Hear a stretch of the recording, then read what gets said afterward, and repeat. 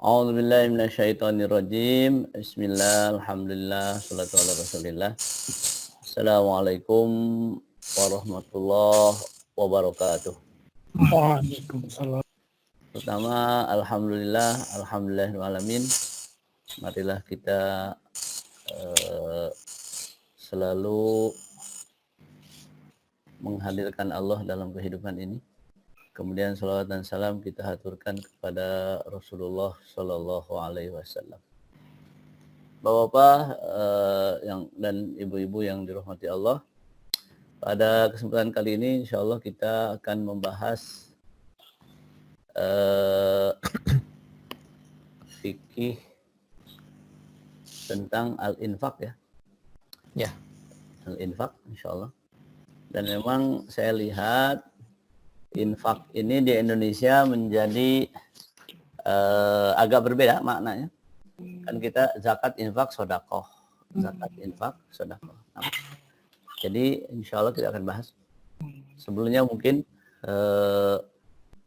marilah kita bersalawat kepada Rasulullah. Mudah-mudahan yang kita lakukan pada hari ini mendapat. Adek keluar kamar lagi ya, Dek? Sholli ala Sayyidina Muhammad. Alhamdulillah, ibadah harta di bulan mulia.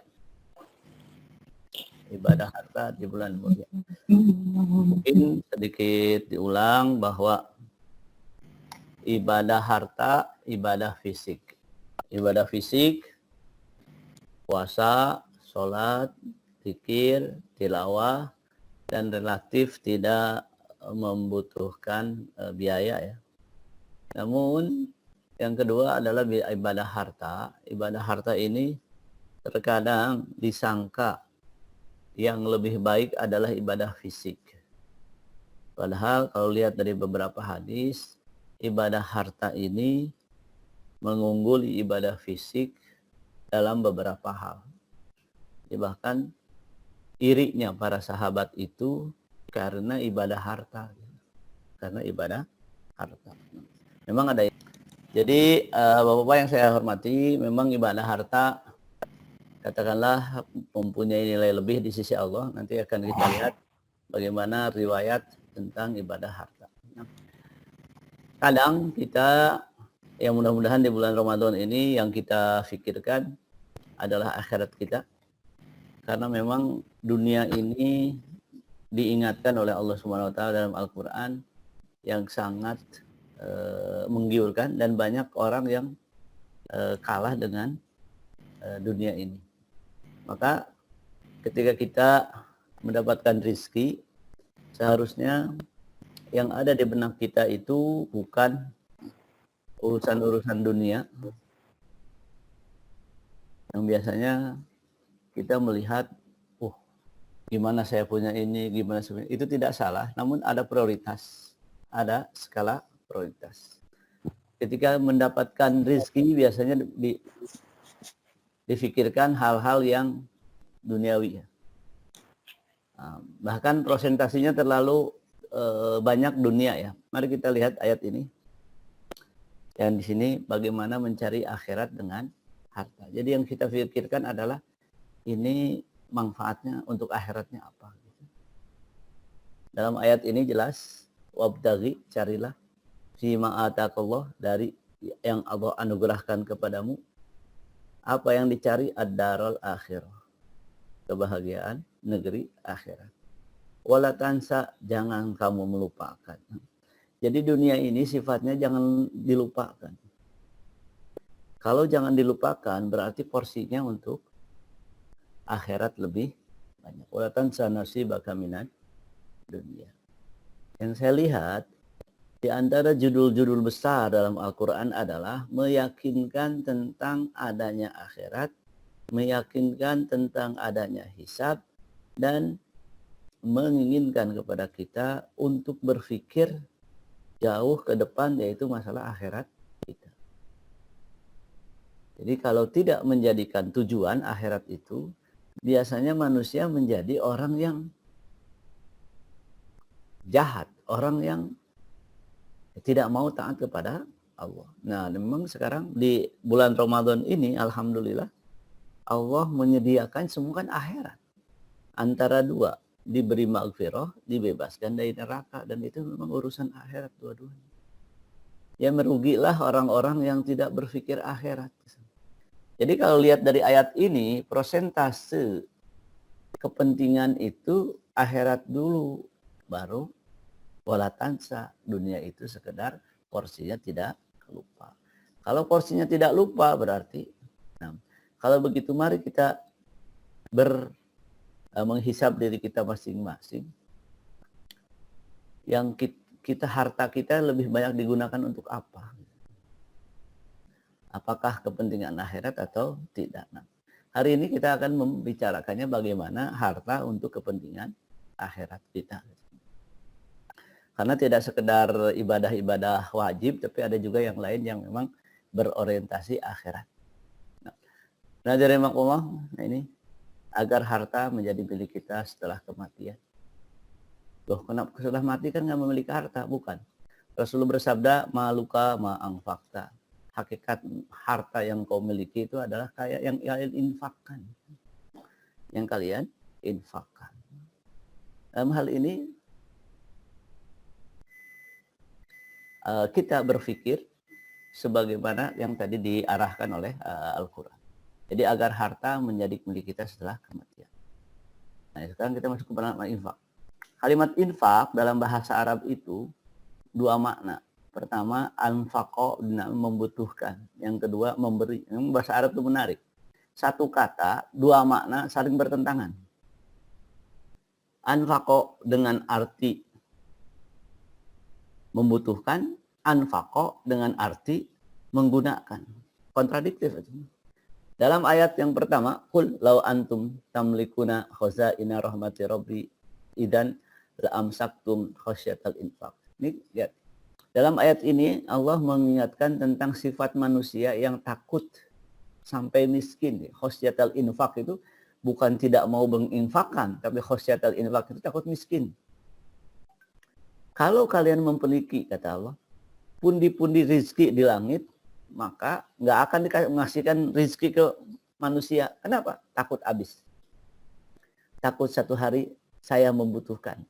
Ya, rasa itu ada dalam diri kita. Ini kalau infak, dar kita nanti kita gimana? Nanti kita gimana? Memang ada.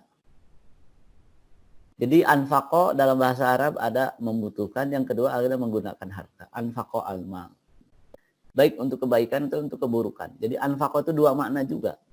Dalam hal menggunakan harta. Anfaqo dalam arti digunakan untuk kebaikan, anfaqo dalam arti digunakan untuk keburukan. Jadi infak ini sebenarnya lebih luas. Infak ini lebih luas. Nah, yang dipakai dalam istilah infak dengan makna kedua, yaitu menggunakan harta. Tapi dua juga, untuk kebaikan, untuk keburukan. Jadi harta ya antara dua, antara membawa kita ke surga atau membawa kita ke neraka.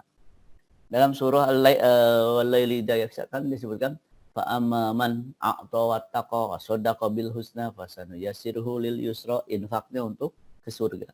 Wa amma man bakhila wastaghna wa kadzdzaba bil husna fasanuyassiruhu lil usra, infaknya untuk keburukan, membawa ke neraka.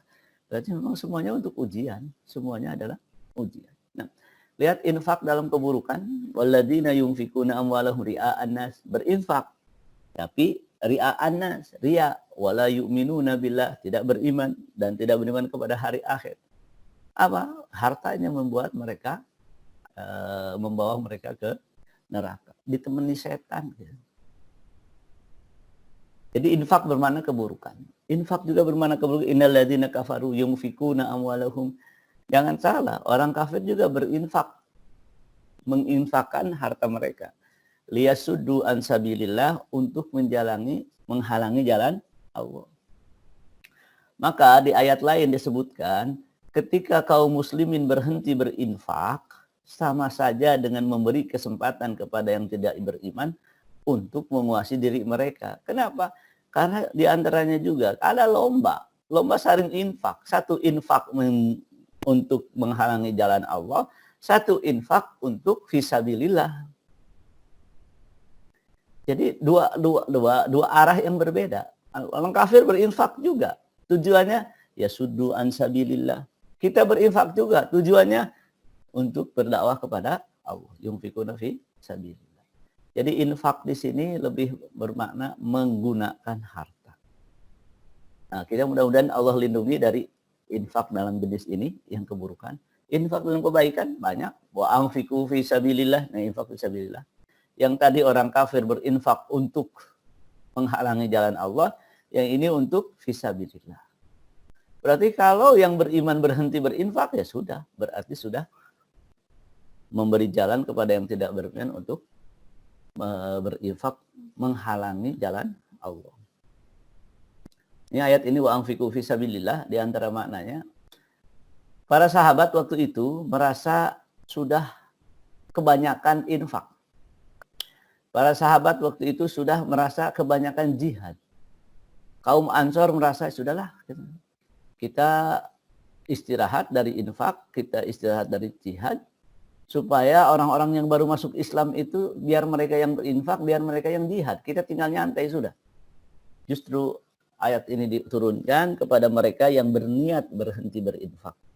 Wa anfiqu fi sabilillah. Artinya teruskan kalian berinfak. Wa tulqu bi aydikum la tahluka. Makna melemparkan diri kepada kematian adalah berhenti berinfak. Berhenti berinfak. Jadi Abu Ayyub Al-Ansari mengatakan wa tulqu bi aydikum la tahluka itu lebih bermakna bukan melemparkan diri dalam kematian, tapi lebih bermakna jangan berhenti berinfak, karena berhenti berinfak adalah melemparkan diri ke dalam kematian. Wala tulqu bi aydikum la tahluka. Ini infak dalam kebaikan dalam arti wa mimma razaqnahum yunfikun. Yunfikun banyak di sini, di antaranya juga sedekah. Yunfik di mana? Wa idza anfaqu lam yusrifu wa lam yaqturu, ini infak dalam konteks konsumsi. Ya ayyuhalladzina amanu anfiqu, minta ini dalam konteks zakat, anfiqu. Nah, jadi kalimat anfiqu, nafaqo, anfaqo, yunfiqu banyak artinya. Liyunfik du saatin ini dalam nafkah, dalam bab nafkah. Nah, jadi ada infak untuk kebaikan, ada infak untuk keburukan. Nah, bagaimana kita mengatur hal tersebut? Infak secara istilah, ikhrajul mal, mengeluarkan harta, at-thayyib, yang baik, fit ta'at, dalam ketaatan, wal mubahat, dan dalam hal yang dibolehkan. Berarti nanti ada yang wajib, ada yang sunnah, ada yang mubah, ada yang infak secara luas. Makanya saya lihat zakat, infak, sodako. Sebenarnya zakat dan sodako itu di bawah istilah infak. Infak, kemudian ada yang sedekah, ada yang zakat, ada yang ke bawah. Mengeluarkan harta yang baik. Yang baik di sini, ya kalau hartanya sudah tidak baik, ya bukan infak namanya. Nah, kemudian, dua arah infak, ini penting. Satu arahnya adalah fisabilillah.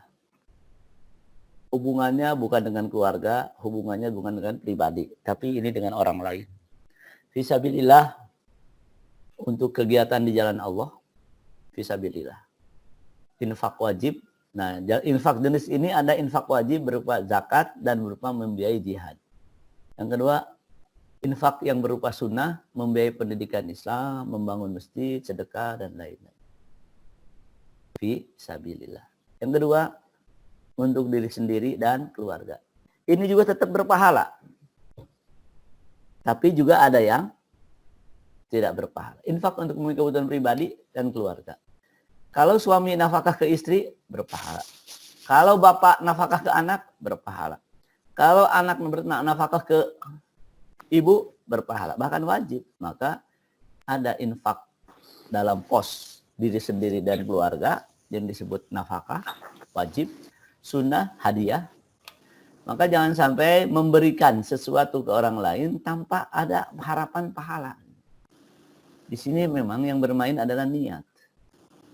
Hadiah, di bulan Ramadan kita banyak memberi hadiah. Ada hadiah, ada hibah, ada sedekah. Kalau hadiah biasanya tujuannya menghormati. Tapi tetap dapat pahala. Kalau sedekah, lebih kental nuansa ingin dapat pahalanya. Kalau hadiah karena ada ingin menghormatinya itu. Kemudian kalau satu lagi hibah, biasanya kalau hibah berupa bendanya agak besar, gitu. Rumah, tanah, gitu, hibah. Mobil itu hibah. Tapi kalau hadiah biasanya nggak terlalu besar. Ada yang mubah, nah ini dalam konteks infak konsumsi. Membeli makanan, hiburan yang halal, boleh-boleh saja. Ada hiburan juga yang haram menjadi mungkin saja jadi makruh, mungkin saja malah jadi haram. Nah, makruh dan haram hendaknya dihindari. Kenapa? Jangan sampai kita menginfakkan sesuatu untuk diri kita dan untuk keluarga kita, tapi tidak ada harapan pahala. Yang mubah, membeli makanan, mubah. Dirubah dengan niat, justru menjadi berpahala. Ayo, sekali lagi, marilah kita selalu berpikir kira-kira ini harta, apa manfaatnya untuk akhirat kita. Tadi sudah hukum infak, ada yang wajib, mustahil, maka nanti dilihat. Ini infak kira-kira apa hukumnya? Kalau wajib, jangan enggak. Mustahab, sunnah, antusias. Mubah, oke-oke saja. Makruh, haram, hindari. Jadi, marilah berpikir kira-kira hukum infak yang kita lakukan itu apa. Sehingga kita pun berpikir pahala. Mungkin ada yang bertanya, kenapa berpikir pahala? Kenapa berpikir pahala? Masalahnya Allah Subhanahu wa Ta'ala sendiri yang menyuruh. Gitu. Jadi jangan sampai, kayaknya hitung-hitungan sekali pahala.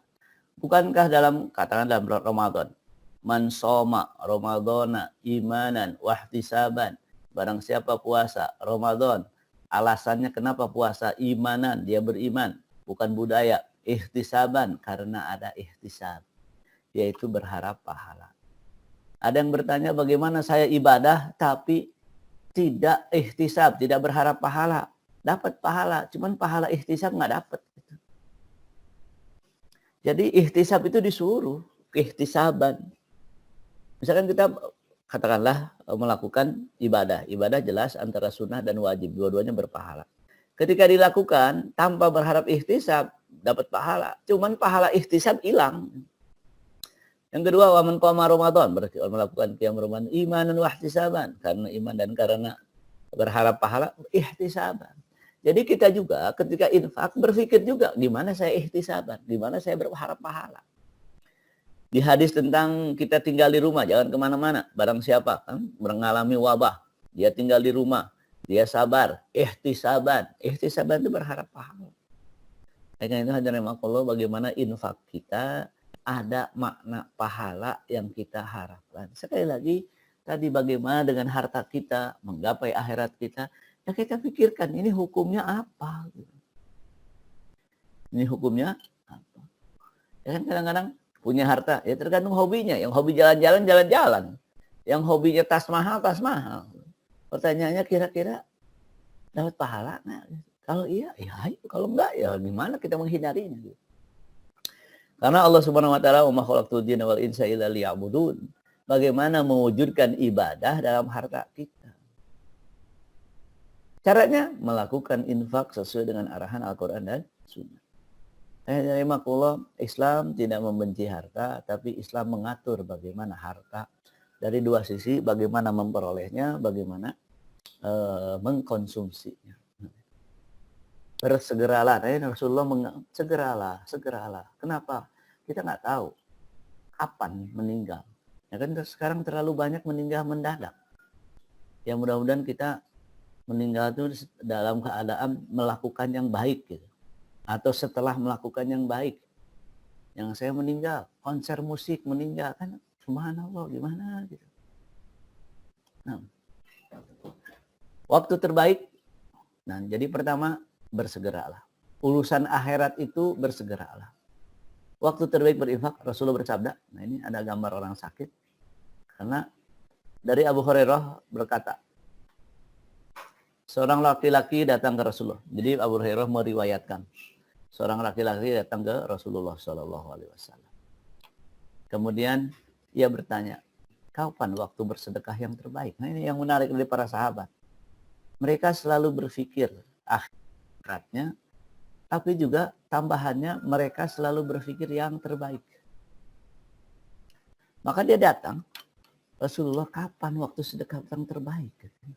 Jawaban Rasulullah, bersedekah dalam keadaan sehat. Kenapa dalam keadaan sehat? Karena lagi sehat itu lagi nikmatnya menikmati harta. Ya, seenak-enaknya makanan kalau nggak sehat ya nggak enak juga. Yang kedua, asyuh, merasa berat bersedekah. Asyuh. Sayang, ketika itu sedekahkan. Khawatir miskin. Nah sekarang nih, ada kita berpikir begitu. Ini masalah Juni kita nggak ketahuan, Juli nggak ketahuan, bagaimana? Sedangkan sekarang banyak orang butuh. Sudahlah. Khawatir miskin. Kemudian yang keempat, sedang pengennya kaya gitu. Lagi ngumpul-ngumpulin gitu. Ayo sedekahkan. Kenapa? Jadi 4 sehat, merasa berat, bersedekah, khawatir miskin, berharap. Ini semuanya subhanallah. Kalau udah sakit ya memang wajar orang sakit, nggak menikmati lagi. Jadi 4 hal ini ketika diri kita memang sedang pengen-pengennya dengan harta itu. Maka kata Rasulullah, inilah waktu terbaik. Kemudian kata Rasulullah, bersegeralah. Jangan mengakhirkan sedekah sehingga kematian sampai ke tenggorokan.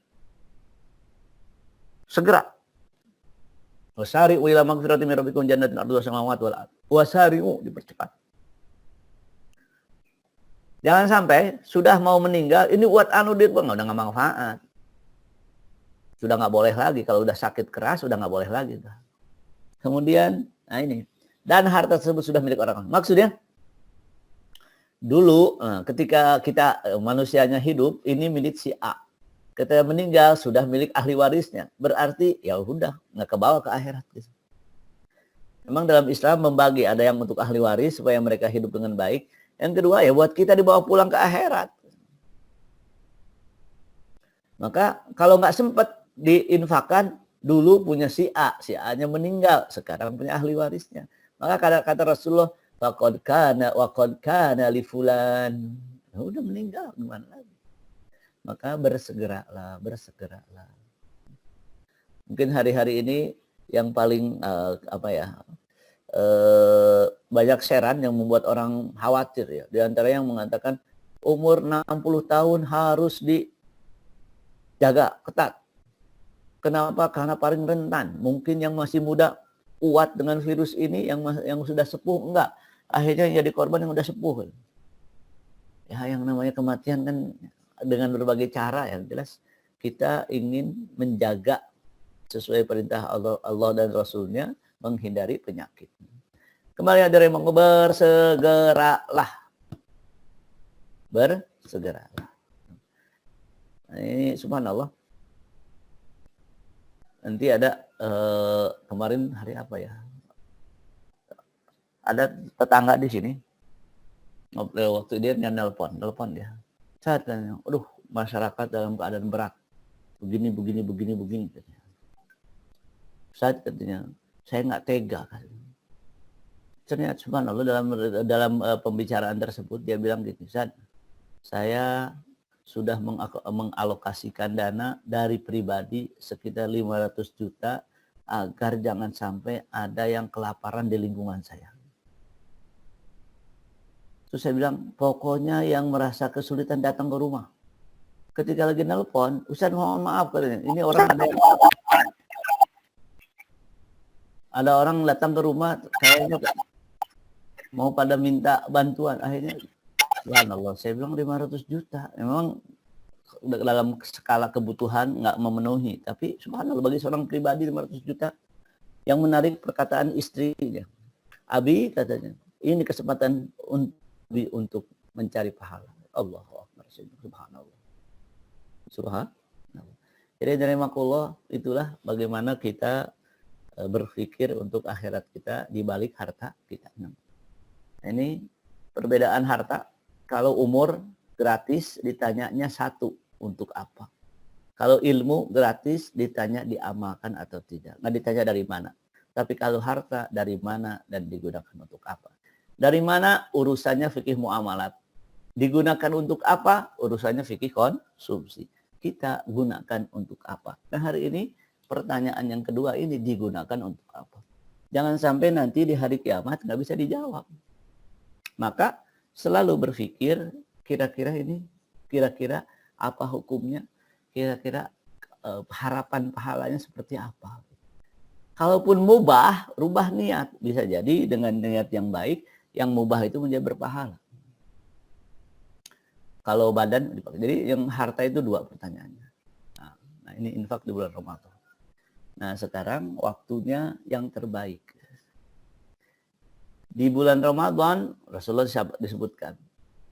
Rasulullah paling dermawan di bulan, Rasulullah orang paling dermawan.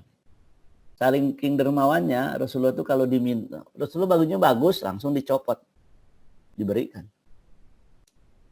Jadi pernah sahabat, Rasulullah bagus, yang lain marah ke sahabat tersebut. Kamu tahu nggak, kalau Rasulullah dipuji, itu dikasih, betul. Masuk ke dalam diganti, nih kasih buat kamu. Sahabat yang lainnya marah sama yang memuji tersebut. Subhanallah. Dan di bulan Ramadan, Rasulullah paling lebih lagi dermawannya ketika di bulan Ramadan. Kita bawa satu-satu. Plus, di bulan Ramadan ada zakat. Nah, sebagian orang menginginkan zakat itu dikeluarkan di Ramadan. Jadi haulnya itu didesain sehingga Ramadan. Karena kan kalau zakat hitungannya hijriyah. 10 Ramadan misalkan keluarkan. Kenapa? Ingin satu dia melaksanakan kewajiban, yang kedua dia melaksanakannya di bulan Ramadan. Nah, permasalahan zakat adalah kadang-kadang kan ada zakat itu dipotong kebutuhan. Dipotong kebutuhan.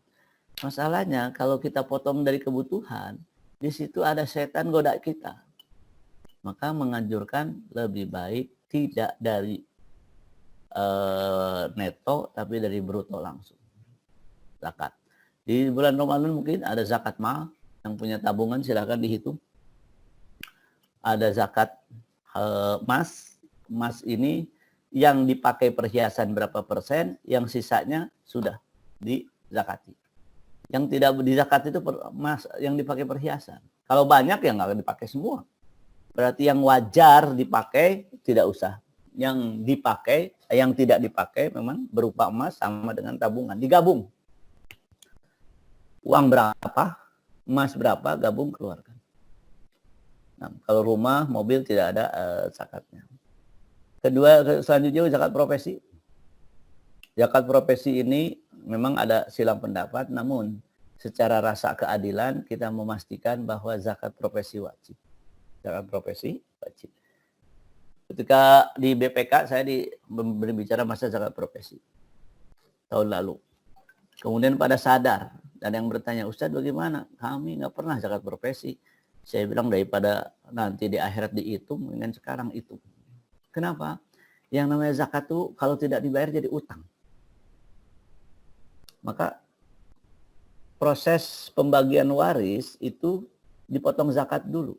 Ada yang meninggal, maka utangnya berapa kepada manusia zakat. Kalau sekian tahun nggak mengeluarkan zakat, harus keluarkan dulu zakat. Setelah itu baru wasiat, setelah itu baru pembagian waris.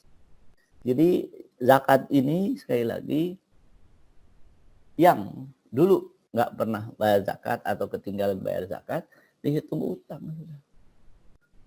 Daripada kita berurusan nanti di akhirat.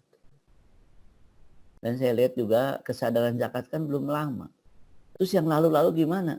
Saya nggak ada yang ngukur, harus terus dibayar. Makanya menjadi utang zakat. Zakat fitrah, saya kira juga ada. Ini sering dibahas sekarang tentang zakat fitrah. Boleh nggak zakat fitrah sekarang diberikan? Imam Abu Hanifah itu membolehkannya sebelum Ramadan. Imam Syafi'i membolehkannya sebulan sebelumnya. Imam Malik hanya membolehkan sebelum 3 hari sebelum Lebaran. Tapi secara hakikat zakat fitrah itu wajib. Kapan zakat fitrah wajib? Siapapun yang hidup di malam hari bulan tanggal 1 Syawal. Malamnya hidup itu wajib zakat. Jadi kalau meninggal 30 Ramadan sebelum matahari terbenam nggak wajib zakat fitrah itu. Nggak wajib zakat fitrah. Nah, secara katakanlah di zaman Rasulullah disunnahkannya kapan? Ketika terbit matahari tanggal 1 Syawal itu mengeluarkan zakat. Sebelum apa? Sebelum dimulai sholat. Makanya Idul Fitri disiangkan sedikit. Nah, yang menarik kita nggak mungkin kan sekarang setelah subuh sampai sholat dikeluarkan zakat. Oh, nggak mungkin.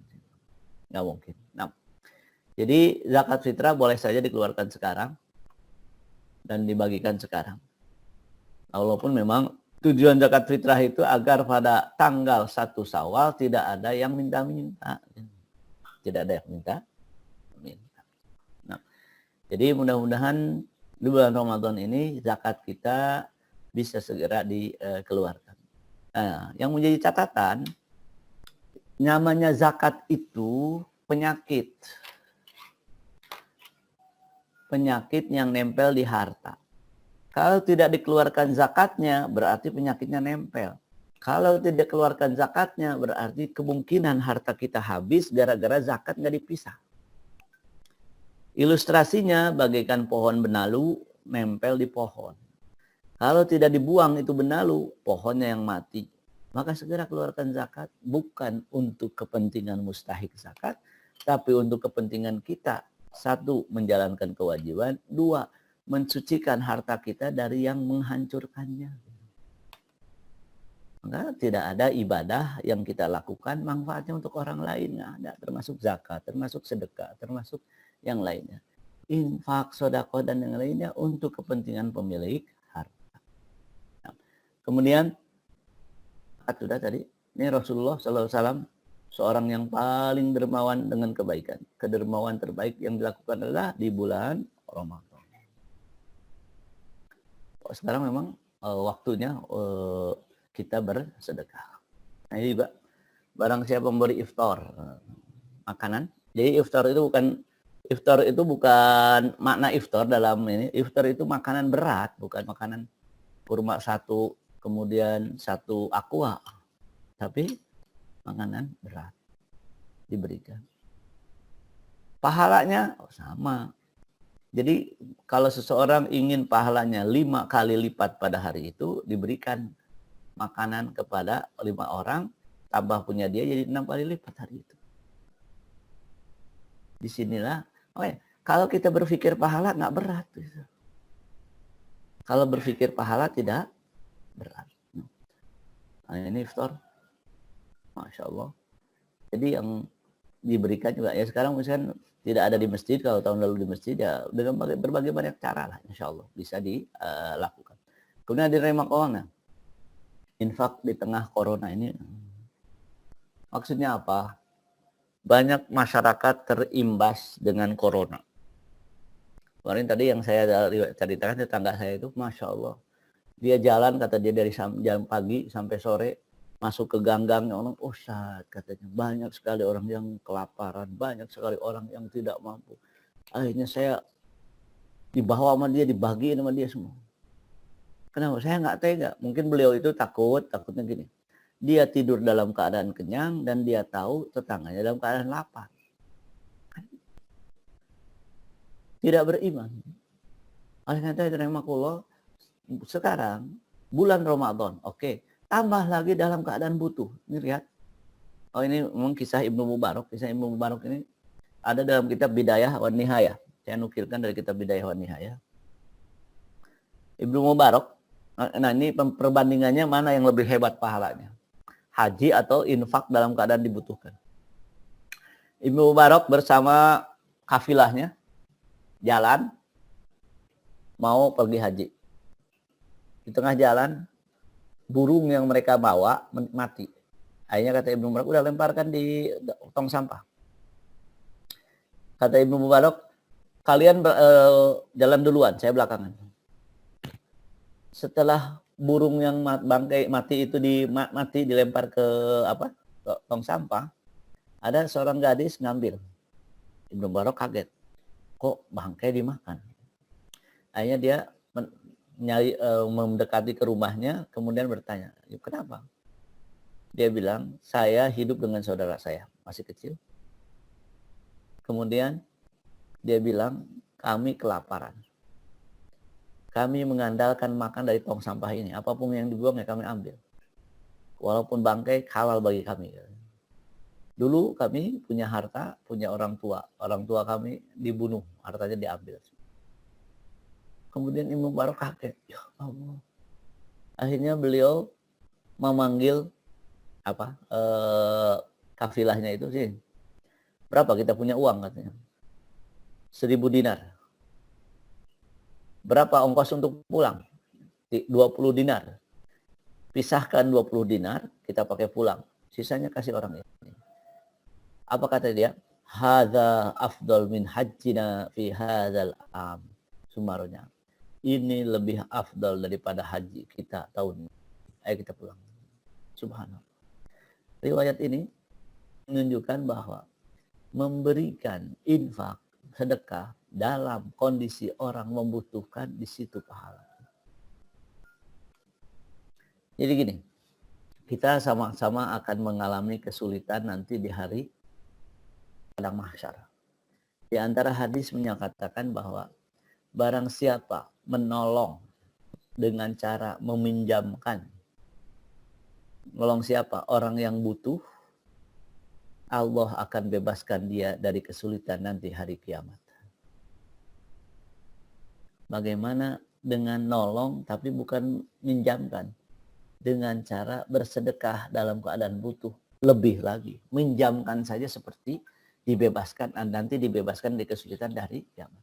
Maka dalam kondisi ini adalah kesempatan bagi kita untuk membebaskan kesulitan nanti di hari kiamat.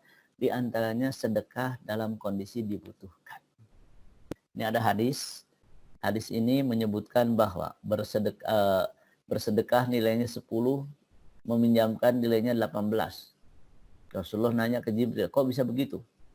Kata Jibril, masalahnya kalau meminjamkan, yang minjam itu pasti butuh. Kalau sedekah, biasanya yang diberi sedekah nggak butuh-butuh amat. Jadi kondisi membutuhkan itu menjadikan lebih afdal. Oleh karena itu, bagaimana seandainya kita bersedekah dalam keadaan dibutuhkan? Berarti, nah sekarang bagaimana? 1, Ramadan. 2, orang membutuhkan. Bukankah pahala yang begitu berlipat? Ketiga, ya tadi kata Rasulullah apa? Bersegeralah. Sekarang kan yang meninggal, ya Allah, kita subhanallah. Tiba-tiba nggak muda, tua, yang sehat. Yang sehat aja meninggal. Olahraga, malamnya olahraga, paginya meninggal. Malamnya meninggal. Alhamdulillah, dalam hal ini sekaranglah waktu terbaik kita berinfak. Dari corona ini jelas kita merasa sedih ya, ada beberapa kegiatan tidak bisa dilakukan karena corona. Tapi di balik itu juga ada kesempatan yang begitu besar, yaitu Allah akan jadi menolong mereka yang membutuhkan. Pahalanya meminjamkan saja bisa menyelamatkan kita dari kesulitan hari kiamat, apalagi bersedekah.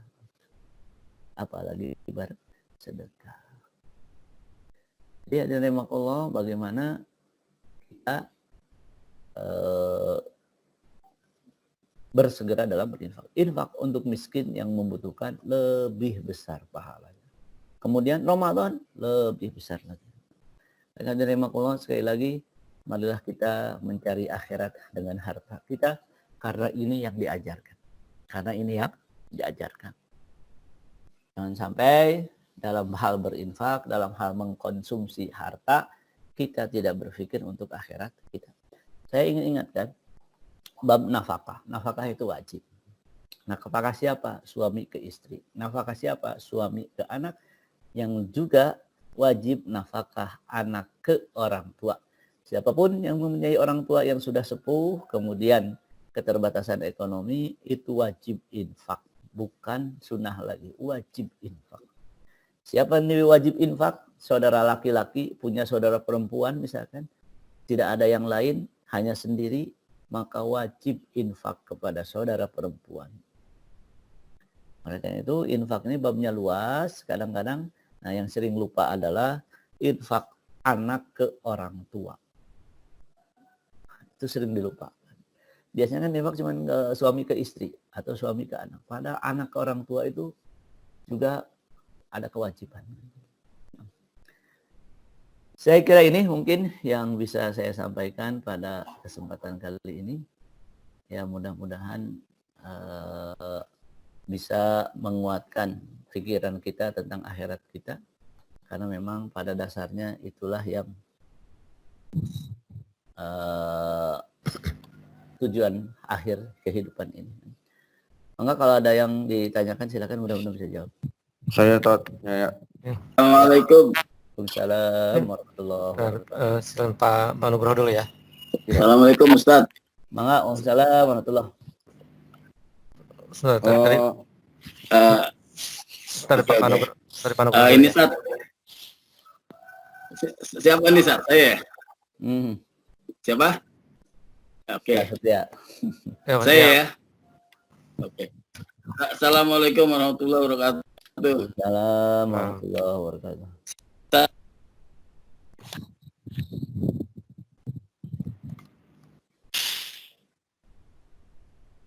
Nggak kedengeran.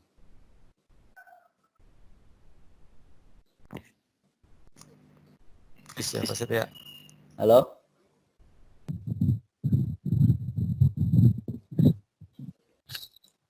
Kayak ini koneksinya kayaknya.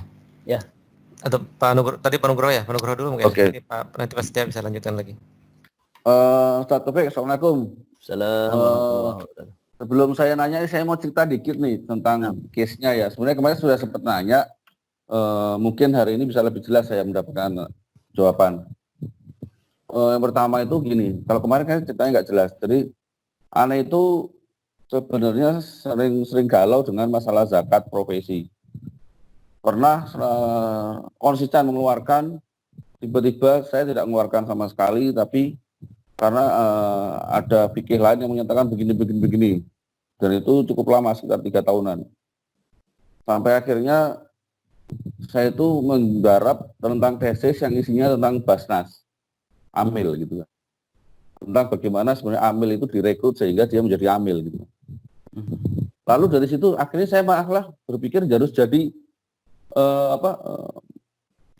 pembayar zakat wajib itu gitu. Karena sebelumnya saya berpikir itu enggak.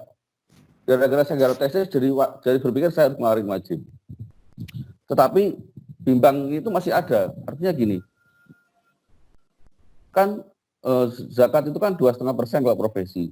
Ya. Masalahnya mengeluarkan uang di luar zakat itu sudah lebih dari 5% untuk kebutuhan zakat, infak, sedekah, dan kadang kita nggak pernah hitung. Tapi minimal sudah diazamkan nggak boleh kurang dari 5%. Karena menjaga-jaga kalau ternyata zakatnya itu kurang, nggak beres gitu. Sehingga akhirnya saya menghitung aja, pokoknya zakat saya keluarin segini dan harus saya taruh di lembaga amil zakat yang benar-benar sah gitu, pemerintah. Jadi saya itu pembayar zakat muzaki Basnas sudah jalan 2 tahun, 3 tahun lebih, 3 tahunan lah. Punya kartunya dan sebagainya dan itu sah. Dan nilainya nggak pernah turun. Harganya segitu, terus mau naik gaji, tetap segitu gitu. Tetapi infak-infak yang lain yang juga sifatnya saya wajibkan, saya nggak pernah berniat itu sebagai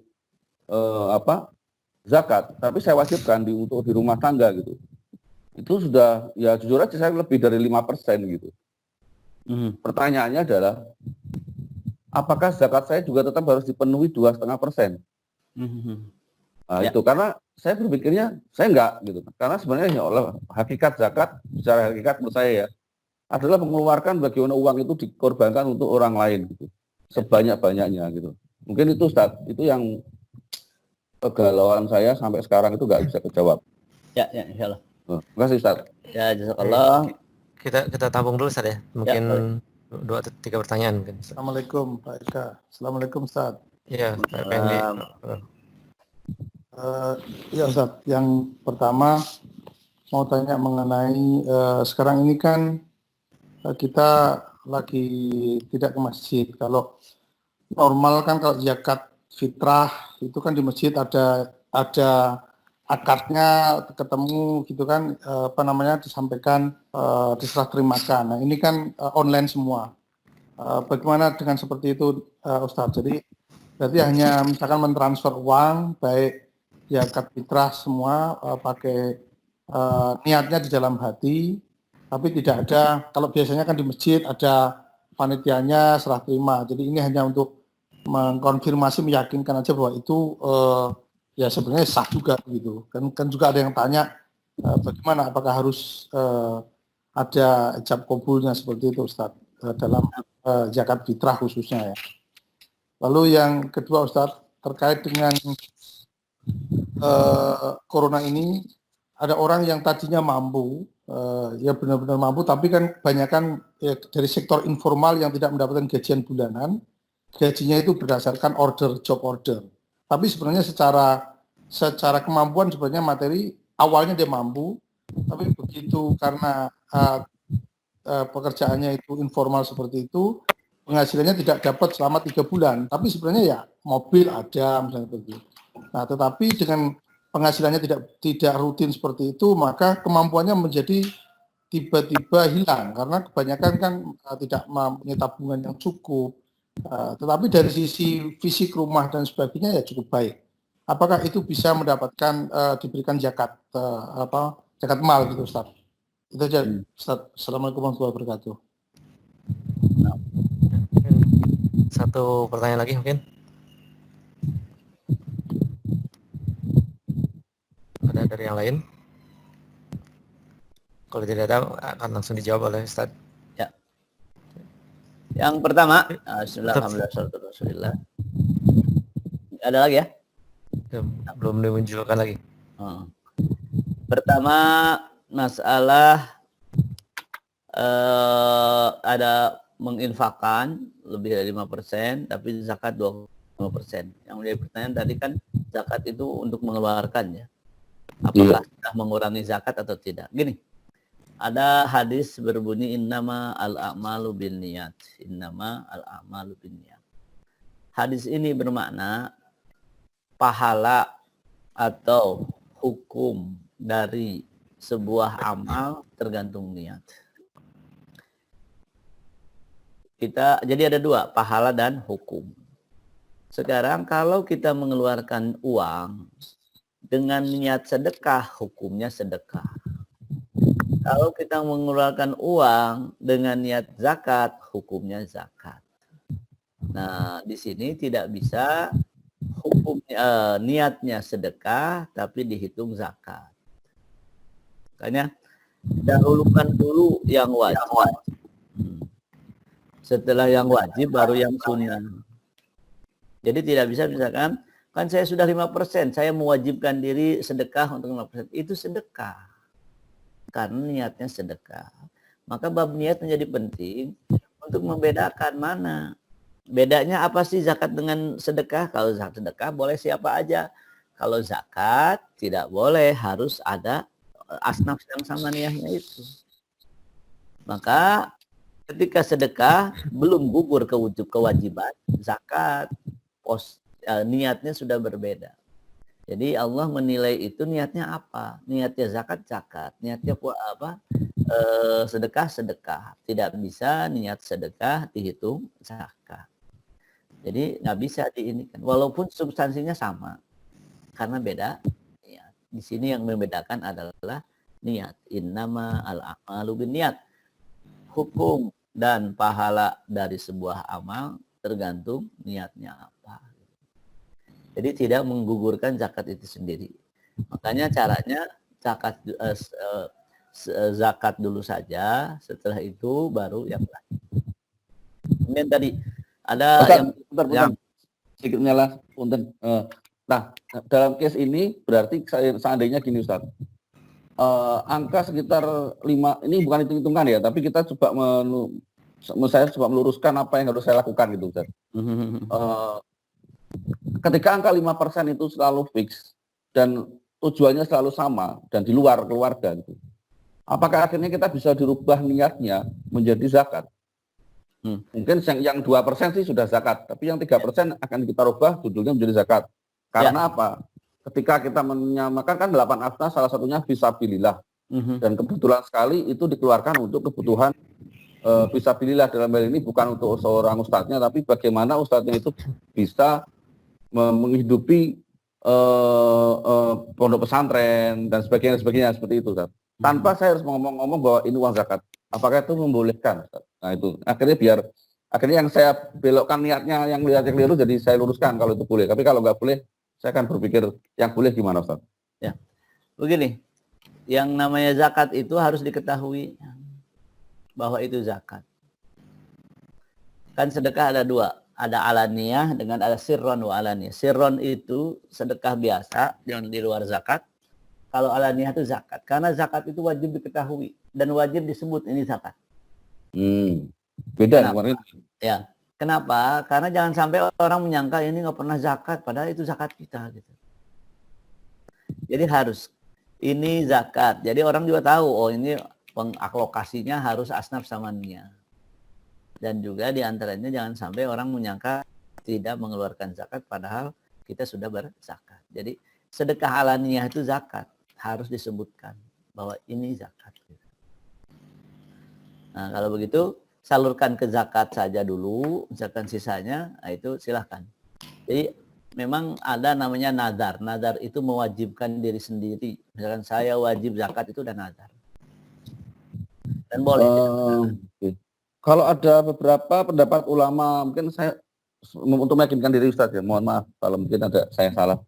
Ada ulama tuh sampai bilang gini, apakah kamu pengen saudaramu dalam secara saudara semuslimmu akan tersinggung hanya karena kamu memberikan informasi bahwa kamu memberikan zakat kepada dia? Itu bagaimana Ustaz kalau ada itu seperti itu? Jadi sedekah umum itu. Oh. Tidak dimaksud zakat. Kalau zakat memang harus diketahui. Yang menerima harus mengetahui ya, walaupun dia bukan lembaga ya Ustaz. Iya, iya. Ya, saya khawatir yang nerimanya merasa, oh kok saya dapat zakat kan nggak mustahik kan nanti repot. Nah. Ini Pak Effendi, kita mendapat baru ini, insight baru, fikih baru. Iya betul. Berarti kemarin yang belum kita lakukan terang-terangan ini harus mulai ini. Iya betul Ustaz, kemarin kita dapat, ya mungkin ini pemahaman baru, bahwa zakat tidak perlu, yang penting niat tapi tidak perlu yang menerima itu tahu. Ya, tapi ini pemahaman yang baru insya Allah mungkin. Ya, artinya supaya bisa dibedakan mustahik atau tidak. Kalau sedekah kan boleh berbentuk hadiah, yang kaya juga boleh kalau sedekah. Tidak terbatas. Iya. Kemudian yang kedua, online itu sudah memenuhi kriteria ijab kabul. Online sudah memenuhi kriteria ijab kabul. Jadi ijab kabul saya bilang, misalkan sudah ada sistem. Kalau menyerahkan berarti ijab, kalau diterima berarti kabul, sudah selesai. Karena ijab kabul itu bentuknya secara uruf. Secara uruf itu kebiasaannya seperti apa. Jadi tidak diatur harus jabat tangan, enggak. Dulu jabat tangan, sekarang karena urufnya berubah, berarti berubah juga boleh dengan online. Jadi online sudah memenuhi ijab dan kabul. Baik Ustaz, itu hanya untuk mengkonfirmasi kami bahwa dengan masjid yang di lockdown, jadi tidak harus hadir di masjid. Iya, betul. Nah. Kemudian yang kedua tadi, ini sering menjadi pertanyaan saya kira. Saya yang nyambung yang tadi bisa Ustaz. Benar, nih dijawab dulu ya, ada satu soal lagi. Oh ada satu ya, oke. Ya, nanti setelah ini Pak Ustaz ya. Oke. Pertama gini, ada orang punya rumah, punya mobil, tidak punya penghasilan. Sebelum rumahnya dijual, sebelum mobilnya dijual, tetap boleh dapat zakat. Nanti rumah itu dijual atau tidak, sehingga dia lihat kalau dibutuhkan nggak bisa dijual, karena dia butuh rumah juga. Gitu. Maka mungkin saja orang punya rumah, punya mobil dapat zakat, apalagi dalam kondisi dia butuh. Gitu. Itu pertama. Yang kedua, ada fakir, ada miskin. Fakir itu punya kebutuhan 10 juta, penghasilan 8 juta, itu masih fakir. Miskin punya kebutuhan 10 juta, penghasilan 2 juta. Berarti mungkin saja, kayaknya dia punya, mungkin. Tapi kena zakat, ya kan dia yang namanya zakat kan dua, mustahik dan muzaki. Muzaki itu setelah orang yang memenuhi kebutuhannya yang tidak butuh lagi. Kalau yang namanya mustahik masih butuh. Masih butuh itu dia butuhnya per bulan 20% masih mustahik. Dia butuhnya per bulan, misalkan kekurangannya 90% masih mustahik. Jadi di sini memang terjadi perbedaan antara makna miskin dalam bahasa Indonesia dengan makna fakir miskin dalam bab zakat. Ada tesis di Tazkiyah itu, judulnya itu mengentaskan kemiskinan para mustahik. Saya koreksi, kok para mustahik? Mustahik itu ada yang kaya loh. Saya bilang, kan ambil zakat kaya juga. Dan belum tentu. Jadi kriteria miskin di Indonesia itu tidak sama dengan kriteria mustahik. Jadi tadi mungkin saja secara fisik punya rumah, punya mobil, tapi dalam kondisi sekarang nggak bisa. Mau jual mobil, siapa yang mau beli sekarang? Ya udah, mereka berhak mendapatkan zakat. Tapi kasih tahu ini zakat loh. Kenapa? Jangan sampai dia merasa enggak kok saya nggak mustahik. Nah, Syukur. kabar kalau begitu. Maaf Pak Setia. Ya. Assalamualaikum Ustaz. Waalaikumsalam warahmatullahi wabarakatuh. Maaf tadi agak terganggu sinyal. Ini Ustaz, intinya gini lah, saya mau zakat tapi bukan dalam bentuk uang, dalam bentuk natural, misalnya beras, sembako yang memang saat ini nih dibutuhkan oleh para, katakanlah oleh para mustahik. Nah, itu bagaimana saat itu, boleh nggak saya zakat itu, tapi hitungan zakatnya udah dihitung, nah terus jadi duitnya ini dibelikan sembako langsung dikasih gitu-gitu. Saat gimana saat, mohon penjelasan. Barakallah. Kalau dipastikan, nah ini, kalau dipastikan yang diberikan itu yang dibutuhkan, nggak masalah. Jadi sekarang uang, kita zakat harta, misalkan berupa uang, kemudian uang tersebut diberikan sembako. Sembakonya dibutuhkan atau tidak? Kalau dibutuhkan, oke. Tapi kalau tidak dibutuhkan, jangan. Nah, sekarang kan sembako dibutuhkan, berarti boleh. Nah, jangan sampai kita belikan, yang nerimanya saya nggak butuh, ya gimana kalau begitu? Tapi kalau sembako saya kira semua membutuhkan, apalagi dalam kondisi seperti sekarang, ya sudah. Nah, ada catatan juga, yang kewajiban zakatnya misalkan bulan Agustus, segerakan sekarang nggak masalah. Segerakan saja. Karena lagi sangat dibutuhkan sekarang ini. Jadi boleh saja dibelikan menjadi sembako kalau dipastikan itu sedang dibutuhkan. Yang tidak boleh sedang tidak dibutuhkan. Tapi tadi Ustaz kan harus disampaikan yang menerima Ustaz ya, bahwa ini zakat saya berupa beras. Ya, betul. Itu yang terima itu. Itu Pak Satya. Gini, saya emang itu ini syar'i, itu ijab kagul harus jelas, orang yang nerimanya ngaku dia mustahik.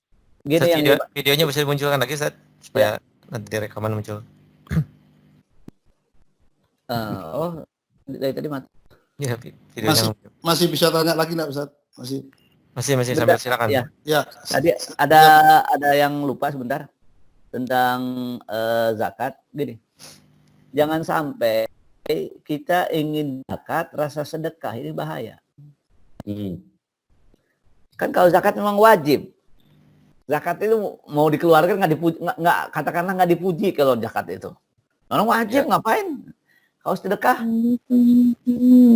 Makanya untuk menghalangi itu jangan ini saya udahlah. Kita mau sedekah udah dari uang zakat aja, dari uang zakat. Jangan, kadang nanti apa namanya? Zakat ya, cuma rasanya sedekah. Beda posnya. Nah, silakan. Iya, Assalamualaikum Ustaz, mau tambahan karena ini zakat itu kan wajib ya Ustaz. Jangan sampai kita salah dalam melakukannya sehingga kita ya mendapatkan teguran dari Allah. Jadi mengenai zakat yang profesi Ustaz, kan ada yang itu kan ijtihad, tetapi yang dalam syar'inya kan yang ada hisabnya, ada haulnya. Nah, bagaimana tentang zakat profesi itu? Jadi misalkan kita kan ada yang mengikuti haul dan waktunya dan itunya. Nah, tapi ada juga yang profesi. Jadi mungkin mohon penjelasannya aja seperti apa sebenarnya ini dari sisi syar'inya, Ustaz. Yang kedua, kalau misalkan kita itu kalau di kadang-kadang kan punya dana pensiun, jadi yang disisihkan, disimpan sebagai dana pensiun. Sekarang kan banyak dari lembaga-lembaga keuangan yang dana pensiun syariah juga banyak. Nah, itu sebenarnya memang kenyataannya uang kita disisihkan di sana, tetapi belum bisa diambil, hanya bisa diambil nanti setelah kita pensiun. Nah, apakah itu perlu kita hitung juga sebagai zakat? Nah, jadi itu Ustaz. Wassalamualaikum warahmatullahi wabarakatuh. Sama Ustaz, mirip juga tapi agak beda. Case saya adalah saya itu punya tabungan haji Ustaz. Tapi sudah selesai mendaftarkan tabungan hajinya, wajibnya itu sudah selesai, tinggal nunggu pelunasan misalnya gitu. Lah nunggu pelunasan itu kan saya ngumpulin ini sampai lebih dari haulnya kan, lebih dari nisabnya dan haulnya gitu. Kira-kira itu juga dizakatkan nggak? Karena kalau dizakatkan lagi berarti berkurang lagi Ustaz. Secara logika, walaupun secara langit mungkin beda lagi, tapi secara angka berkurang gitu. Ustaz. Begini. Ya. Pertama, zakat profesi, pakai haul atau tidak. Memang permasalahannya adalah ada istilah al-mal al-mustafad. Al-mal al-mustafad itu yang diterima tanpa ada modal gitu kan. Seperti hadiah, pensiun itu mal mustafad. Termasuk profesi. Dalam fikih, mal mustafad itu memang ada perselisihan. Apakah pakai haul atau tidak. Begini. Sebetulnya nggak pakai haul. Jenis harta itu dua. Jenis harta bertambah karena modal, kayak orang dagang, uang, kemudian bertambah. Berarti kan uangnya berkembang. Yang kedua, jenis harta yang tidak dari pokoknya gitu. Yang diterima kayak profesi kan dari kerja ada. Nah, yang jenis kedua ini memang tidak pakai haul. Nah, sekarang saya ingin mengambil gini. Apakah ada keadilan seorang petani ketika zakat dapat katakanlah 600 kg gabah, wajib zakat tanpa haul? Wajib zakat tanpa haul. Mana yang lebih mudah rezekinya, profesi atau petani? Profesi. Profesi nggak pakai haul, petani pakai haul, profesi pakai haul, petani enggak. Saya bilang itu rasa keadilannya di mana? Jadi banyak sekali dalam Al-Quran, dalam hadis yang disebutkan A yang lebih wajib B. Contoh, yang disebutkan haram memukul orang tua, haram menghardik orang tua, tapi memukul lebih haram. Yang disebutkan zakat pertanian wajib tanpa haul, tapi profesi yang lebih wajib. Coba rasa keadilannya disentuh sedikit.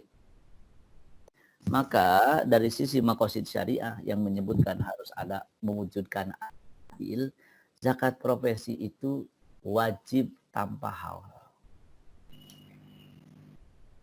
Saya kadang-kadang agak gini, enggak, kita kumpulkan dan kalau yang namanya setahun itu bukan zakat profesi, kalau pakai haul. Kumpulin ini Pak. Zakat mal itu namanya, bukan zakat profesi. Punya utang ya Pak Effendi ya. Nah, zakat pensiun dengan ini pernah gini. Makanya perlu ngaji nih Gus Nuk. Perlu ngaji sama Ustaz Taufik nih. Betul Ustaz. Penting ini kita udah ke kantor nanti ya. Saat ini prinsipnya uang yang tidak di tangan kita tidak kita zakati. Contoh, ada orang punya utang 200 juta 2 tahun, itu nggak dizakati, orang nggak di tangan kita. Milik kita, cuma di tangan orang, tidak dizakati. Kalau begitu, bagaimana pensiunan? Kan belum di tangan kita, nggak dizakati. Bagaimana ngumpulin uang mau bayar haji yang sudah masuk ke bank di luar kita, yang masih di tangan kita yang masuk ke hitungan. Kalau di bank tuh tapi rekeningnya masih dalam pengendalian kita Ustaz. Jadi bukan masuk ke rekening haji, tapi rekening pengendalian kita gitu. Jadi kalau belum dipindah tangan kan berarti masih kita hitungan kita itu. Berarti harus wajib zakat itu Ustaz. Iya. Kan belum pindah tangan. Berarti tabungannya hajinya berkurang gitu Ustaz, nggak apa-apa? Nah, sekarang tabungan haji boleh diambil nggak? Boleh Ustaz, Itu masih bebas kita ngambil itu ininya. bebas. Kecuali orang yang sudah daftar haji, nggak boleh. Kalau nggak boleh udah di luar kita itu udah nggak hitungan zakat. Kalau Kan nggak ada boleh. dua Ustaz. Ada rekening yang sudah didaftarkan, itu udah nggak boleh, sama yang kita Ya. tabung untuk melunasi, istilah gitu. Ya kalau memang udah nggak bisa diambil, udah di luar kita, udah nggak dizakati lagi, orang udah di tangan orang. Kalau Jadi- yang ditabung tadi masih bisa Ustaz. Ya kalau misalkan kita tabungannya atas nama kita masih bisa dijual, diambil, di apa, itu masih kena. Jadi misalnya gini, dalam zakat itu ada gini, bagaimana zakat piutang? Kita punya piutang 200 juta tangan orang. Iya, iya, iya. Nggak perlu, orang dia yang memegang bukan kita, walaupun uang kita. Oh, iya. Ustaz mau tanya. Selama ini piutang kita zakatin, Sat. Jadi enggak perlu, Sat ya. Ya nggak perlu, orang nggak di tangan kita. Subhanallah. Tapi kalau dia terlanjur bisa jadi buat hitungan zakat-zakat yang lain nggak, Sat? Nggak boleh. Kirain Allah ntar hitung zakat-zakat yang lain. Nah, karena itu tergantung dari apa dari ini kita, dari niat itu Ya. tidak diulang niatnya tapi jadi sedekah.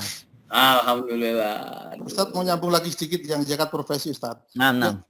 Yang dimaksud profesi dalam hal ini, apakah maksudnya gaji bulanan sebagai karyawan atau maksudnya yang diterima tidak rutin sebagai karyawan, misalkan apakah itu bonus atau maksudnya Ya. gimana Ustaz? Ya definisi profesi dalam hal ini gimana Ustaz? Jadi profesi ini bisa dokter, bisa insinyur, misalkan dokter kalau pemborong dapatnya berapa, jebret dapat sekian, keluarkan zakat. Yang bulanan misalkan tambahan, jadi per bulan ditambah penghasilan per bulan berapa, potong langsung. Jadi kalau yang mau bulanan silahkan, tapi sistemnya nggak bulanan, misalkan pengacara tergantung ada kasusnya. Udah. Oh, jadi maksudnya yang diperoleh karena profesi. Kalau gaji Ya. bulanan sebagai profesi nggak Ustaz? Ya profesi juga. Tapi kalau yang bulanan berarti kan dihitungnya per bulan. Gitu. Oh. Pendapatan yang disebabkan karena profesi gitu Ustaz ya. Ya. Misalkan kalau pemborong ya berarti kan nggak tiap bulan. Ya. Jadi sistemnya itu harta yang ditambah tanpa modal. Modalnya misalkan kerja atau yang lainnya itu profesi makanya. Nanti kiasnya ke Bang Mustafa. Ustaz, hanya lagi satu Ustaz, masalah utang piutang Ustaz. Nah, silakan. Nah, jadi gini Ustaz. Terus terang keluarga saya itu sering dipinjemin utang Mas, sama temen lah atau siapa gitu ya. Jadi cuman saya tuh sering tahu bahwa ini kalau ngutang pasti nggak balik, banyak nggak baliknya gitu. Tapi aneh sering tidak mengikhlaskan itu untuk diikhlaskan, untuk dibebaskan, enggak gitu. Karena saya berharap saya setiap hari berarti sama dengan bersedekah dengan dia. Kedua, saya punya tektokan nanti di akhirat celah ya, tektokan. Setelah ketemu Allah, tektokan nanti sama saya gitu kan. Karena walaupun sebenarnya ada ayat kalau diikhlaskan bahayanya lebih besar. Iya, tapi nanti diikhlaskannya di akhirat ke sini gitu. Itu bagaimana menurut antum Ustaz? Apakah pikiran saya ini benar Ustaz? Yang namanya di akhirat itu sudah tidak ada aksi lagi. Ikhlaskan aja sekarang. Gus Nuk. Sekarang. Jadi gini. Makanya hari belum ilmu nih. Jadi gini. Ngaji. Yang berpengaruh itu yang kita lakukan selama ada nyawa gitu, selama masih hidup. Itu berpengaruh. Kalau tidak, itu bahayanya bagi yang punya utang. Bagi piutang nggak bahaya. Bisa jadi kebaikan dia di akhirat nanti diambilin sama kita gitu. Itu maksudnya Ustaz. Biar kalau saya kekurangan pahala, saya bisa ngambil punyanya dia gitu. Boleh nggak begitu gitu? Itu sebenarnya ada. Itu dalam hadis juga ada. Cuman anjuran dalam hadis itu dibebaskan. Itu ya Ustaz. Ya. Kenapa dibebaskan? Jauh. Kalau begitu pahalanya akan lebih. Satu, meringankan yang punya utang, kemudian ya menjadi pahala bagi yang membebaskan. Saya lagi bebas nosok saya lagi pasti. Kalau yang orangnya yang mau dibebaskan udah nggak pernah nongol, udah nggak punya kontaknya, berarti niat dibebaskan itu aja Ustaz? Ya, betul. Sebaliknya. Pak Effendi, saya punya kita nggak sama Pak Effendi dibebaskan ya. Jadi gini. Makasih Ustaz. Yang harus dirubah paradigmanya, ketika ada orang minjem ke kita, yang harus kita pikir apa? ini kesempatan dibebaskan dari kesulitan nanti kiamat. Itu ya Ustaz ya. Jadi harusnya senang, alhamdulillah dapat kesempatan nih gitu. Nggak usah nunggu tektokan nanti di akhir Ustaz ya. Nggak usah. Dibebaskan Iya, dari Ustaz. sekarang yang lebih baik. Terima kasih Ustaz pencerahannya. Oke. Baik, dari yang lain masih ada pertanyaan? Kemarin ada satu nih Ustaz, dari biasanya ada suka dilema dari amil zakat nih Ustaz, terutama untuk zakat fitrah. Mungkin walaupun memang ada beberapa pendapat yang zakat fitrah nggak boleh dengan uang, harus dengan bahan pokok seperti itu. Nah ini walaupun ada beberapa perbedaan pendapat, tapi ada yang strict tidak boleh dengan uang gitu. Nah seperti apa Ustaz penjelasannya? Begini, yang namanya zaman berkembang, maka yang tetap itu tujuan syariat disebut maqasid syariah. Imam Syafi'i memang mengatakan tidak boleh harus beras atau harus gandum, harus kurma. Imam Ahmad, Imam Malik ya. Di zamannya, jangan lupa catatannya di zamannya. Kenapa? Seandainya mereka hidup zaman sekarang, kayaknya berubah juga itu bayar pakai uang. Kenapa? Bayar pakai beras itu mengurangi nilai.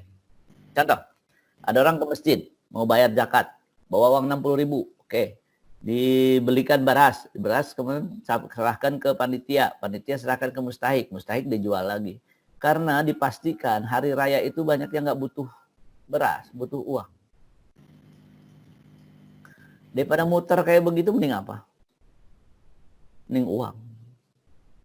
Maka Ibnu Taimiyah mengatakan lihat yang paling maslahat.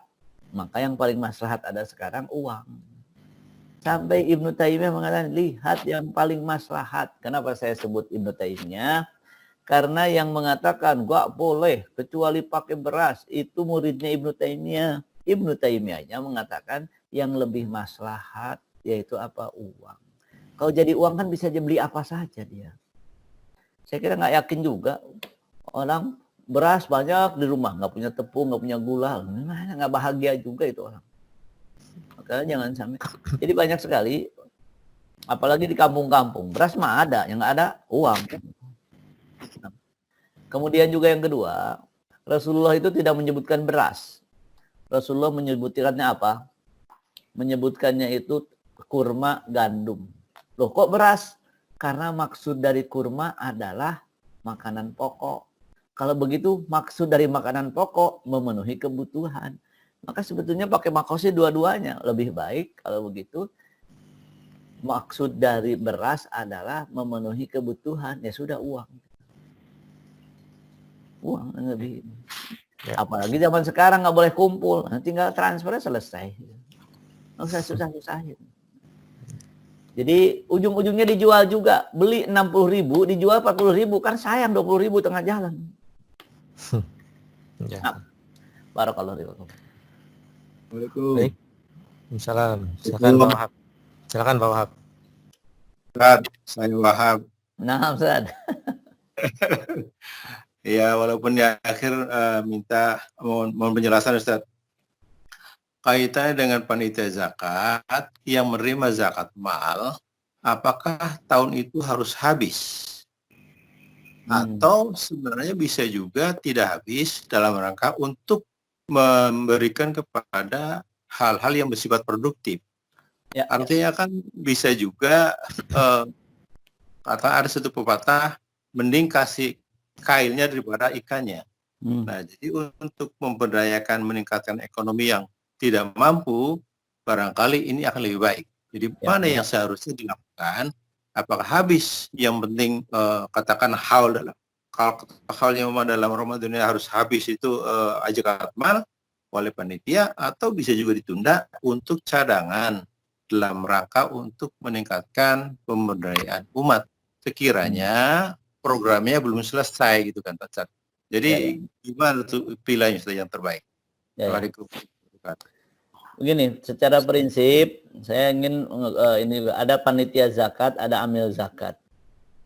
Kalau amil zakat tadi yang disebutkan kayak Basnas itu sudah resmi dari pemerintah, itu amil zakat. Kalau panitia zakat belum tentu amil zakat. Beda hukumnya, lihat. Kalau kita menyerahkan ke amil zakat, kewajiban selesai. Kalau menyerahkan ke panitia zakat, kewajiban belum selesai. Kapan selesai? Kalau sudah diterima para mustahik. Nah, kan? Sekarang apakah yang dilakukan panitia zakat atau amil zakat? Atau panitia zakat yang amil zakat? Panitia zakat yang di masjid. Nah, itu belum, kalau tidak mendapatkan izin dari pemerintah, itu bukan amil zakat. Itu pengumpul zakat. Pengumpul zakat itu wakil dari muzaki. Ya. Kapan gugur kewajiban? Kalau diterima. Nah, sekarang itu yang pertama. Yang kedua, zakat itu milik mustahik. Ya. Nah, kalau seluruh mustahik sudah mendapatkannya, masih ada sisa, itu masih boleh diinvest supaya berkembang gitu kan. Gitu. Tapi kalau yang lainnya belum, masih pada butuh, ya belum bisa diinvest. Yang ketiga, tujuan zakat itu mengeluarkan dari miskin. Daripada 100 orang 30.000 nggak tercapai tujuan keluar dari kemiskinan, dengan pilih beberapa orang, kasih penuh, kemudian dia bisnis selesai. Tahun depan dia jadi muzaki. Gitu. Ya. Karena memang jangan sampai hukum terlaksana, makosidnya tidak terlaksana. Tujuan zakat itu kan supaya, ya makanya yang namanya zakat itu memenuhi kebutuhan. Misalkan seseorang tidak punya kerjaan, sudah sepuh, itu oke, kita penuhi langsung konsumsi lah. Tapi kalau masih muda, ya kasihlah apa kayak gerobak untuk jualan apa, atau mesin untuk dia produksi, gitu. Agar tahun depannya keluar dari kemiskinan. Tanya dia kemampuannya apa, menjahit, belikan, udah. Ini alat-alatnya sudah, cari rezeki dengan menjahit gitu. Nah, ini memang juga nanti ada namanya zakat produktif. Zakat produktif. Nah, itu ya, insya Allah. Barakallahu. Baik, masih ada 5 menit. Kalau ada yang mau bertanya, silakan. Ini satu pertanyaan mungkin. Oh, sudah cukup.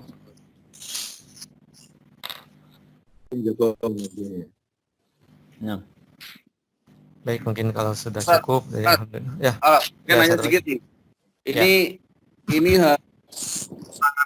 apa ya? Ini cukup fenomenal lah, Ustaz. Mau dalam kondisi sulit atau enggak sulit, ini fenomena. Artinya gini, Ustaz. Mohon saya diluruskan kalau prasangka saya mungkin buruk atau kurang bagus atau memang harus diperbaiki.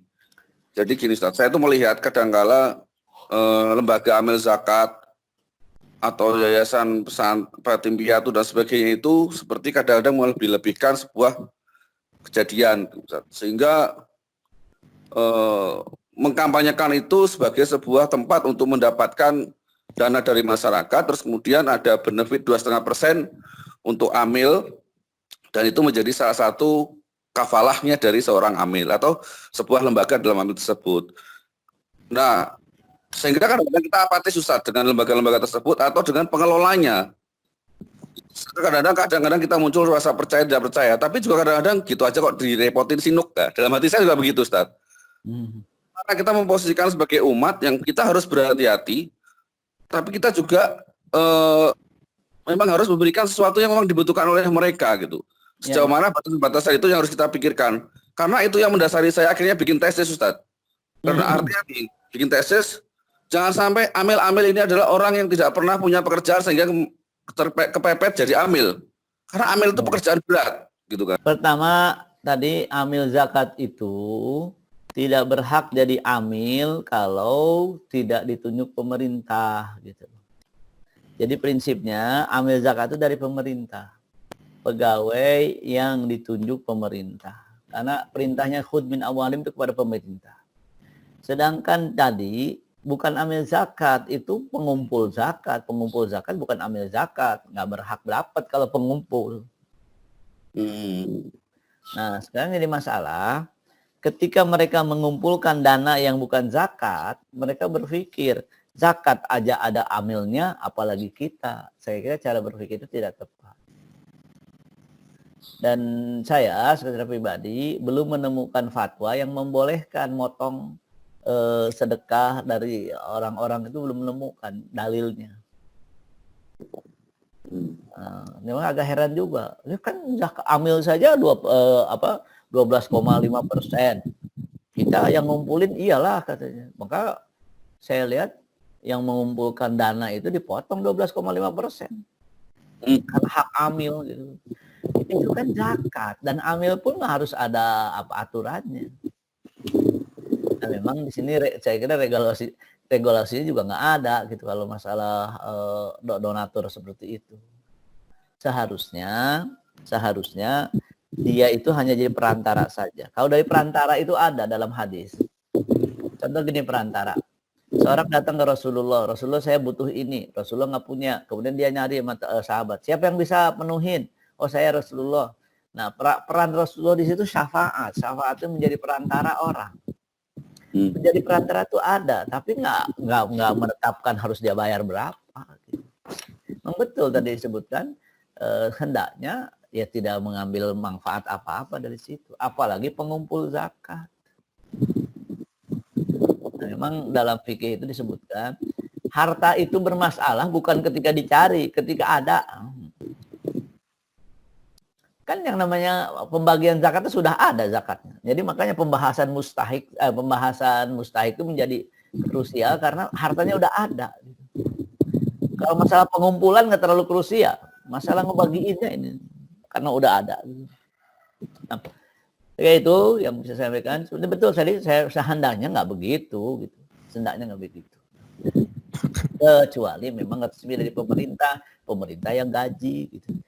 Kadang-kadang pemerintah kita juga kan, ya zakat di Indonesia nggak wajib. Kenapa? Karena undang-undang zakat nggak bayar zakat di penjara, berarti nggak wajib zakatnya. Coba kalau nggak zakat di penjara, penuh. Angka 2 penuh pundi-pundi zakat atau penuh penjara gitu. Ada nggak zakat? Nah, saya gitu. Mudah-mudahan Allah kuatkan iman kita dan kita tetap berdoa mudah-mudahan corona ini segera berakhir. Amin. Dan kita yakin bahwa yang akan mengakhiri corona itu Allah gitu. Kalau Allah nggak berkehendak ya sudah, maka kita yang berfungsi doain. Amin. Karena Allah tuh nggak mendengar dari Buddha, nggak dengar dari Kristen, nggak dengar dari kita. Ya, jadi saya kadang-kadang sedih. Orang Hindu berdoa, diangkat corona, ya corona tambah banyak kalau mereka yang doa, kita yang doa. Baik, jemaah sekalian, alhamdulillah demikianlah kajian kita pagi hari ini. Kita sudah sesuai dengan sampai pada waktu yang sudah kita sepakati ya, 6.30. Alhamdulillah, jazakallah pada Ustaz Taufik yang sudah memberikan kajiannya pada kesempatan hari ini. Terima kasih juga pada jamaah sekalian yang sudah bergabung. Mudah-mudahan menjadi amal soleh bagi kita semua dan mendapatkan ilmu yang bermanfaat. Amin ya rabbal alamin.